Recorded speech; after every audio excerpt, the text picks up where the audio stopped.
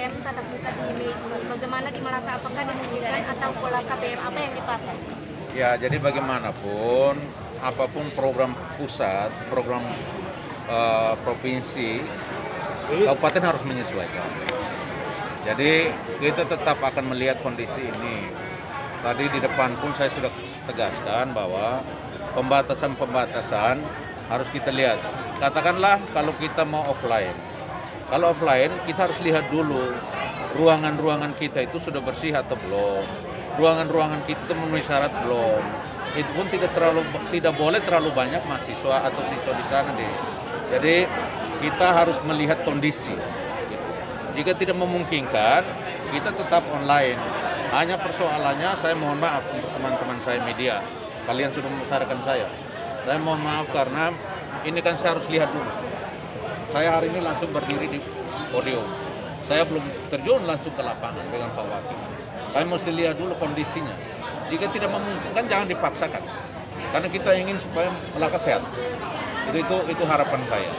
Dan strateginya seperti apa, saya juga harus melihat fasilitas. Apakah fasilitas untuk offline itu memadai apa enggak?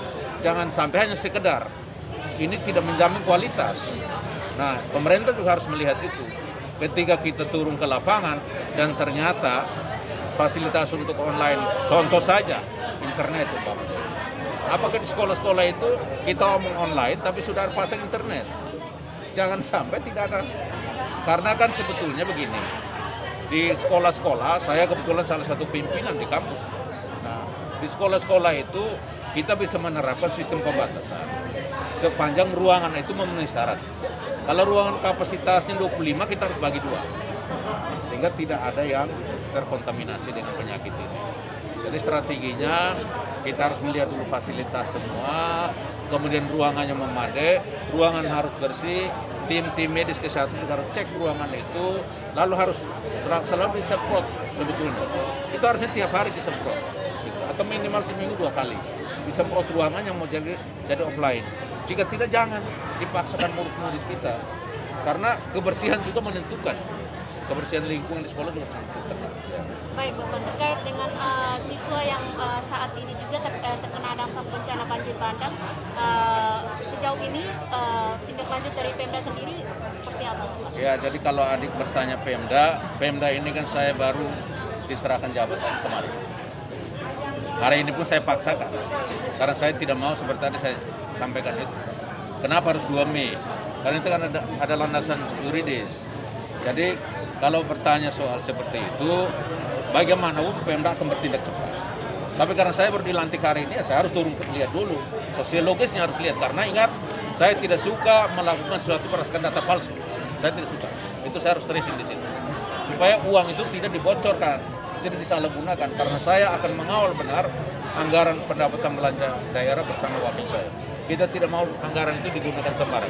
Harus tepat sasaran, tepat guna. Ya. Baik Bapak, ini terlepas dari hari ini, ini mau tanya terkait vaksin. Sampai saat ini vaksin ini tidak diketahui dengan jelas. Dari dinas sendiri informasi itu sudah sejauh mana, masyarakat sendiri tidak tahu persis. Sehingga Bapak Bupati mungkin bisa menindaklanjuti hal ini dengan komunikasi dengan dinas terkait, dinas kesehatan. Ya, tentu kita kan melihat manfaat. Kalau memang vaksin itu, karena dengan vaksin itu lalu menekan angka pandemi COVID-19 ini, maka saya akan segera, besok pun saya bisa panggil dinas kesehatan. Ya, supaya dia bisa memberikan saya data. Sudah berapa orang yang dapat vaksin, termasuk adik-adik media. Teman-teman sudah divaksin belum? Sudah. Kalau sudah bersyukur. Tapi masyarakat yang lain, kalau belum kita bertindak cepat. Ya. Bapak, ini sesuai data Bappenas, Kabupaten Malaka masuk nomor urut kelima untuk huruf PMDB. Bagaimana tindakannya untuk menurunkan angka itu? Tingkatkan kualitas pendidikan. Strateginya ya kita bisa mengukur. Nanti saya akan lihat, saya akan evaluasi tiap tahun. Tiap hari pendidikan nasional, saya ingin memberikan punishment reward. Ada sanksi, ada hadiah. Strateginya apa? Kasih sanksi kepada guru-guru yang barangkali tidak disiplin, sanksi kepada murid-murid yang tidak disiplin, sanksi kepada orang tua yang tidak melepas anak itu belajar. kita harus ada. Lalu hadiah, sehingga kita bisa melihat buta huruf tadi yang ditanya, datanya kasih saya. Kalau adik punya data, kasih saya. Berapa persen tingkat buta huruf di Kabupaten Melaka ini adik bisa ada data? Ya, silakan kasih saya data jelas, orangnya jelas, supaya saya langsung turun lapangan. Karena saya sistemnya begitu. Tidak suka ngomong, tapi suka kerja. Oke. Cukup. Terima kasih banyak Bapak. Terima kasih.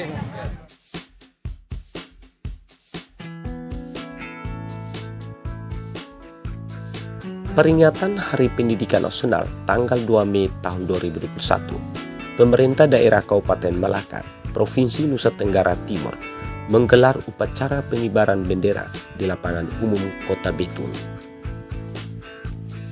Bupati Melaka Dr. Simon Nahak SHMH dalam sambutannya menegaskan agar kualitas pendidikan di Kabupaten Melaka harus ditingkatkan dengan kedisiplinan, kejujuran dalam hal bekerja.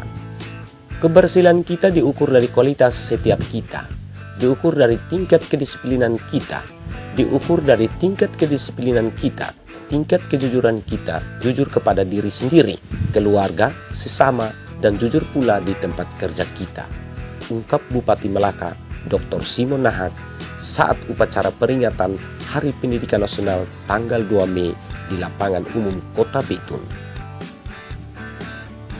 Dikatakan Bupati Simon, karena itu ukurannya adalah kualitas dan bagaimana kita mengukur kualitas secara sosiologis khusus pendidikan kita di Kabupaten Melaka.